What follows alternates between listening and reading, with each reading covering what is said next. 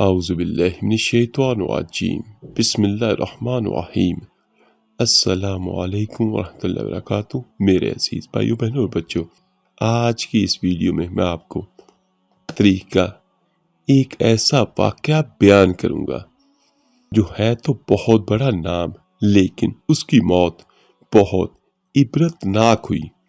اس کی وجہ کیا بنی اور کیوں ایسے ہوا، اور وہ بندہ کون تھا؟ حجاج بن یوسف۔ میرے عزیز بھائیو بہنوں اور بچوں، حضرت سعید بن جبیر رحمت اللہ، جو کہ ایک تابعی بزرگ تھے، ایک دن ممبر پر بیٹھے ہوئے یہ الفاظ ادا کیے کہ حجاج ایک ظالم شخص ہے۔ تو یہ بھی ہوتا تھا کہ بہت سارے ایسے بندے بھی ہوتے تھے جو حاکم وقت کے لیے مخبی کیا کرتے تھے۔ تو ان کی محفل میں بیٹھے ہوئے کسی ایسے ہی بدبخت نے جا کر حجاج بن یوسف کو بتلایا، اور ان کے بارے میں جب حجاج بن یوسف کو پتہ چلا کہ آپ میرے بارے میں ایسا گمان کرتے ہیں، تو اس بدبخت نے آپ کو اپنے دربار میں بلا لیا اور پوچھا، کیا تم نے میرے بارے میں ایسی باتیں بولی ہیں؟ تو آپ رحمت اللہ نے فرمایا، ہاں بالکل، تو ایک ظالم شخص ہے۔ یہ سن کر حجاج بن یوسف کا رنگ غصے سے سرخ ہو گیا، اور اس بدبخت نے آپ کے قتل کے احکامات جاری کر دیے۔ جب آپ کو قتل کرنے کے لیے دربار سے باہر لے کر جانے لگے، تو حضرت سعید بن جبیر رحمت اللہ مسکرائے۔ حجاج نے دیکھا تو اس کو ناگوار گزرا، غصہ آیا۔ اس نے پوچھا، کیوں مسکراتے ہو؟ تو آپ نے جواب دیا، تیری بیوہ کوفی پر اور جو اللہ تجھے ڈھیل دے رہا ہے اس پر مسکراتا ہوں۔ حجاج نے اس کی بات سنی، غصے سے لال پیلا ہو گیا، اور اس کے بعد اس نے پھر حکم دیا، اسے میرے سامنے ذبح کر دو۔ جب خنجر گلے پر رکھا گیا تو آپ نے اپنا رخ قبلے کی طرف کیا اور یہ تاریخی جملہ فرمایا، اے اللہ، میرا چہرہ تیری طرف ہے، تیری رضا پر راضی ہوں۔ یہ حجاج بن یوسف نہ موت کا مالک ہے اور نہ زندگی کا۔ جب حجاج نے ان کے یہ فقرات سنے، کلمات سنے، تو کہنے لگا، اس کا رخ قبلے کی طرف سے پھیر دو۔ تو اس کے غلاموں نے ان کا رخ قبلے کی طرف سے پھیر دیا۔ تو آپ نے فرمایا، یا اللہ، رخ جدھر بھی ہو تو ہر جگہ موجود ہے، بے شک مشرق و مغرب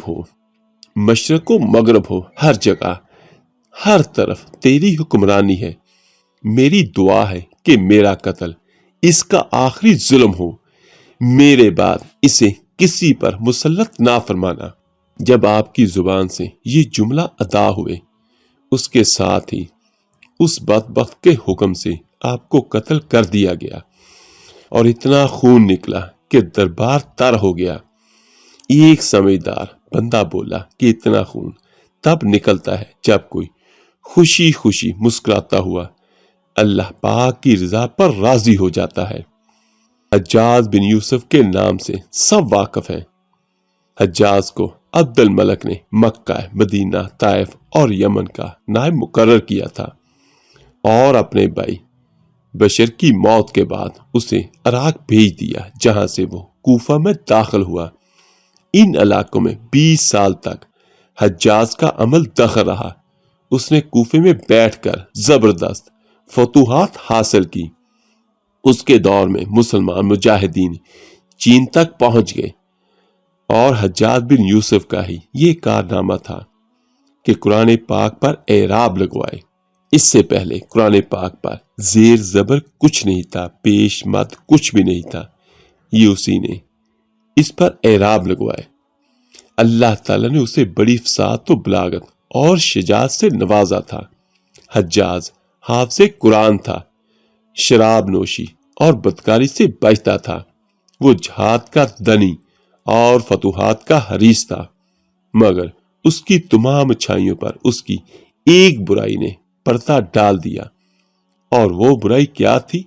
میرے عزیز بھائیوں، یاد رکھیے گا، ظلم قیامت کے اندھیروں میں ایک اندھیرا ہے۔ ایک طرف موسیٰ بن نصیر اور محمد بن قاسم کفار کی گردنیں اڑا رہے تھے، اور دوسری طرف حجاج خود اللہ کے بندوں، اولیاء کرام اور علماء کرام کے خون سے ہولی کھیل رہا تھا۔ حجاج نے تقریباً 1,20,000 سے بھی زیادہ انسانوں کو قتل کیا، یعنی قتل کروایا۔ اس کے جیل خانوں میں ایک ایک دن میں 80,000 ہزار ایک وقت میں ہوتے، جن میں سے 30,000 عورتیں تھیں۔ اس نے جو آخری قتل کیا وہ عظیم تابعی بزرگ اور زاہد و پارسا انسان حضرت سعید بن جبیر رضی اللہ تعالیٰ عنہ کا قتل تھا۔ انہیں قتل کرنے کے بعد حجاج پر وحشت سوار ہو گئی۔ وہ نفسیاتی مریض بن گیا تھا۔ حجاج جب بھی سوتا، حضرت سعید بن جبیر رحمت اللہ اس کے خواب میں آ کر اس کا دامن پکڑ کر کہتے، اے دشمن خدا، تو نے مجھے کیوں قتل کیا؟ میں نے تیرا کیا بگاڑا تھا؟ جواب میں حجاج کہتا کہ مجھے اور سعید کو کیا ہو گیا ہے۔ اس کے ساتھ ہی حجاج کو وہ بیماری لگ گئی۔ اس بیماری کو اس دور میں زمریری کہا جاتا تھا۔ اس میں سخت سردی کلیجے سے اٹھ کر سارے جسم پر چھا جاتی تھی۔ وہ کانپتا تھا۔ آگ سے بھری انگیٹھیاں اس کے پاس لائی جاتی تھی اور اس قدر قریب رکھ دی جاتی تھی کہ اس کی کھال جل جاتی تھی، مگر اسے اس کا احساس نہیں ہوتا تھا۔ حکیموں کو اس وقت دکھایا گیا، اس وقت حکیم ہی ہوتے تھے۔ حکیموں کو دکھانے پر انہوں نے بتایا کہ اس کے پیٹ پہ سرطان ہے۔ ایک طبیب نے گوشت کا ٹکڑا لیا اور اسے دھاگے کے ساتھ باندھ کر حجاج کے حلق میں اتار دیا، یعنی منہ کے رستے سے اندر کو اتارا، اور تھوڑی دیر وہ گوشت اندر رہنے کے بعد اس نے جب دھاگے کو واپس کھینچا تو اس گوشت کے ٹکڑے کے ساتھ بہت ہی عجیب نسل کے کیڑے چمٹے ہوئے تھے، اور اتنی زیادہ بدبو تھی جو ایک پورے مربع میل کے فاصلے پر پھیل گئی۔ درباری اٹھ کر بھاگ گئے۔ حکیم بھی بھاگنے لگا تو حجاج بن یوسف بولا، تو کدھر جاتا ہے؟ علاج تو کر۔ تو حکیم بولا، تیری بیماری زمینی نہیں آسمانی ہے، یعنی یہ اللہ تعالیٰ کی طرف سے سزا ہے۔ اللہ پاک سے پناہ مانگ۔ حجاج جب مادی تدبیروں سے مایوس ہو گیا تو اس نے حضرت حسن بصری رحمت اللہ کو بلوایا اور ان سے دعا کی درخواست کی۔ جب حضرت حسن بصری رحمت اللہ آئے اور انہوں نے حجاج کی طرف دیکھا، اس کی حالت دیکھی تو رو پڑے اور فرمانے لگے، میں نے تجھے منع کیا تھا کہ نیک بندوں کے ساتھ چھیڑ چھاڑ نہ کرنا، ان پر ظلم نہ کرنا، مگر تو باز نہ آیا۔ آج حجاج عبرت کا سبب بنا ہوا تھا۔ وہ اندر سے باہر سے جل رہا تھا۔ وہ اندر سے ٹوٹ پھوٹ کا شکار ہو چکا تھا۔ حضرت سعید بن جبیر رضی اللہ تعالیٰ عنہ کی وفات کے 40 دن بعد ہی حجاج کی بھی موت ہو گئی۔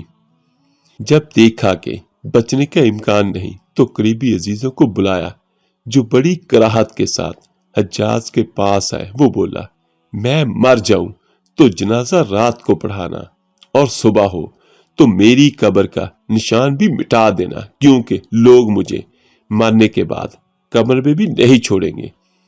اور اس کے بعد اس سے اگلے ہی دن اس کا پیٹ پھٹ گیا اور اس کی موت واقعہ ہو گئی۔ میرے عزیز بھائیوں، حجاج بن یوسف کا واقعہ سنانے کا مقصد یہ تھا کہ وہ لوگ جو یہ کہتے ہیں کہ آج ہم اقتدار میں ہیں، چاہے وہ کسی سرکاری نوکری پر ہوں، چاہے وہ کسی پرائیویٹ نوکری پر، تو وہ اس واقعے کو سنیں اور یاد رکھیے گا کہ اللہ کی پکڑ بڑی شدید ہے۔ وہ جس کو چاہے جب چاہے پکڑ لے۔ اور اگر کوئی بندہ یہ کہتا ہے کہ میرا اقتدار دائمی ہے تو وہ جھوٹا ہے۔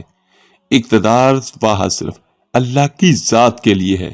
وہ شروع سے لے کر آخر تک ہے اور ہمیشہ رہے گا۔ اس دنیا میں کتنے آئے، فرعون آئے، بہت بڑے بڑے لوگ آئے، سکندر اعظم آیا، لیکن کسی کے پاس بھی آج کچھ بھی نہیں ہے۔ وہ سبھی کے سبھی منو مٹی کے نیچے جا چکے ہیں، اور اللہ تعالیٰ ہی بہتر جانتا ہے کہ ان کے ساتھ کیا معاملہ ہو رہا ہے۔